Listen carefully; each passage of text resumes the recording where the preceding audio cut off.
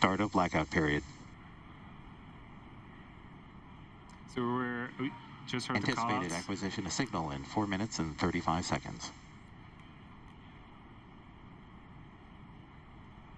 So we just heard the call out that Dragon is about 80 kilometers in altitude. We're entering that communications blackout period now, and we just got an update that it's expected to last about 4.5 minutes. So again, we'll reestablish communications with the crew after this blackout period, but we are entering the atmosphere at a very, very, very high velocity, and when we start to get a lot of friction from the atmosphere and the space capsule, we start to form that plasma, and plasma tends to interfere with communication. So it's a temporary communications blackout, and again, we're gonna be able to reconnect with them in about 4 minutes here. And during this time, no vehicle telemetry is received by Mission Control or the recovery team. There's no external commanding of the vehicle or voice communication. That is not possible at this time. So as a reminder, Dragon is designed to fly itself and continues to fly autonomously using Draco thrusters to orient itself during this re-entry. Now, during this re-entry, the vehicle will be slowing down the orbital velocity from 17,500 miles per hour, and the use of just the atmosphere will bring the vehicle down to about 350 miles per hour before we even deploy the Drogue chutes. Yeah, a few minutes after we get communications again, we are expecting to deploy the sets of parachutes. We have 2 sets. The first, again, are Drogue chutes. There's 2 of them. Their job is to slow the vehicle down from about 350 miles an hour to about 120 miles an hour, and those deploy at around 18,000 feet. Shortly after that, we'll deploy our main parachutes. There's 4 of them. Those are larger, circular, orange and white chutes, and their job is to slow the vehicle down from 120 miles an hour to about 15 miles an hour, and then we'll make splashdown off the coast of Florida in the Atlantic Ocean.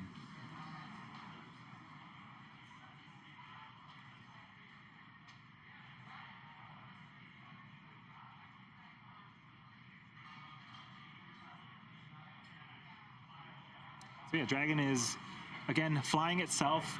Even the chutes that I had just mentioned about, there's sensors on Dragon that detect altitude and pressure, and they will determine when to fire those parachutes. And so pretty much everything on Dragon is autonomous, and again, it's steering itself. It's taking the Inspiration4 crew where they need to go for their targeted splashdown. Again, if you're just now joining us, we're currently in progress of the blackout period. What this is basically the Dragon spacecraft re-entering the Earth's atmosphere. It'll see temperatures, external temperatures of about 3,500 degrees Fahrenheit, building a plasma layer around the vehicle, preventing comms and communication with the Dragon spacecraft. It's expected to last about 4.5 minutes. We're a little over halfway through that right now, so we should, in a couple minutes here, start hearing some comms from the core, checking in to regain that communication with Dragon.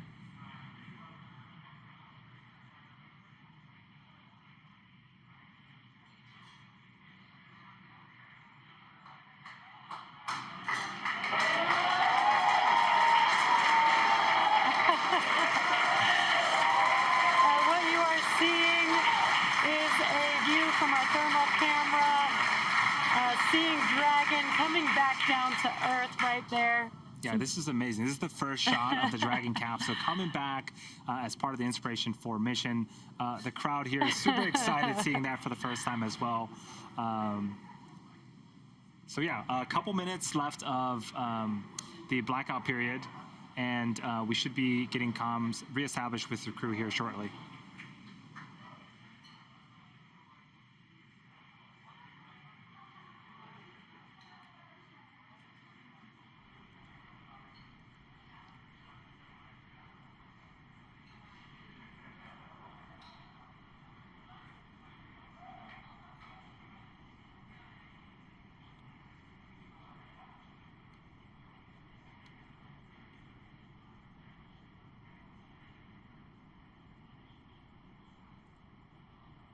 What you're seeing on your screen right now is on the left-hand side. That is Mission Control Hawthorne. Dragon, GPS converged. Expect nominal altitude for drogue chute deploy. Copy that, SpaceX. We show the same.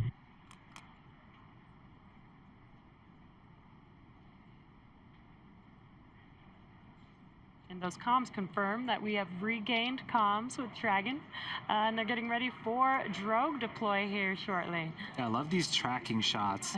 Again, that is Dragon in the center of your screen. We've got visuals of it, and we're expecting Drogue chutes to deploy, and then the main chutes shortly after that here in a couple of minutes.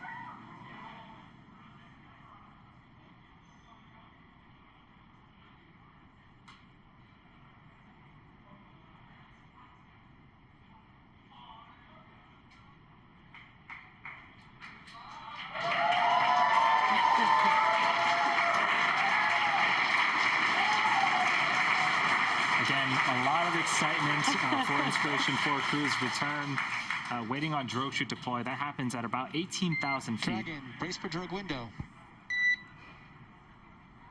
Copy that, SpaceX. We're bracing.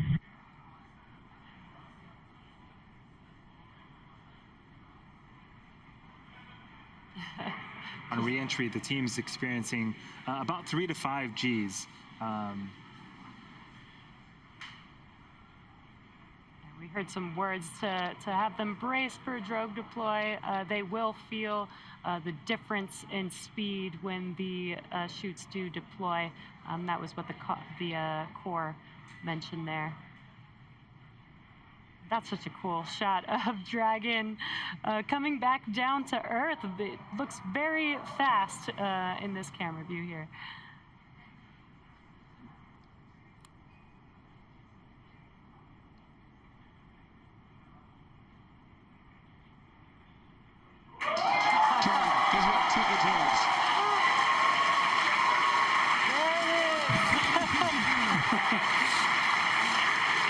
Steering 2 good drones. Yeah, so this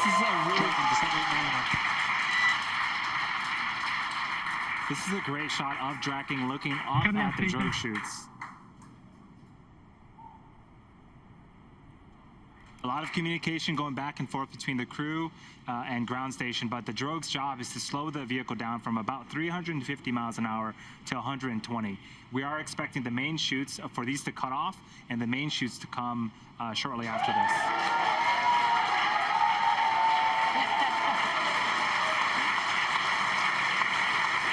Dragon, visual 4 healthy mains.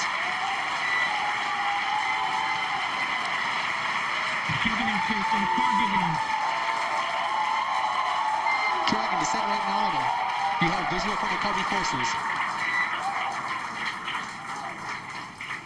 Copy that, SpaceX. Good news. And at 4:04 p.m. Pacific time, we do have confirmation that the main chutes have deployed, and you can see that on your left-hand screen of a camera looking forward above the Dragon capsule, looking at those 4 main chutes. 1,000. Copy, 1,000. The next event coming up now is a visual confirmation of splashdown. You can see the Dragon capsule on your right-hand screen slowly coming down now. We've talked about how fast the vehicle has been traveling, but they will be touching down approximately 15 miles per hour when they touch the Atlantic Ocean there. 800, SpaceX. We copy 800. Now, the Dragon 1 program had great success with the water landing, with 20 successful splashdowns over the course of that program, 9 of which were carried out by flight-proven Dragon spacecraft. And this is a great shot. Dragon continuing to descend back towards Earth, again targeting a landing, a splashdown off the coast of Florida in the Atlantic Ocean. Copy 600.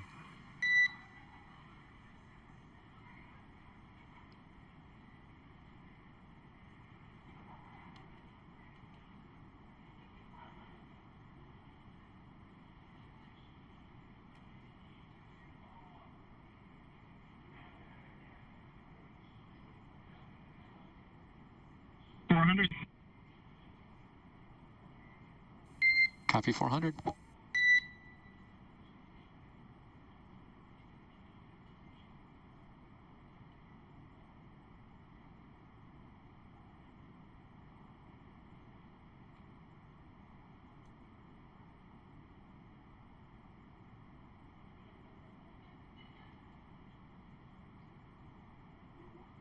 $200, we're bracing. We copy 200.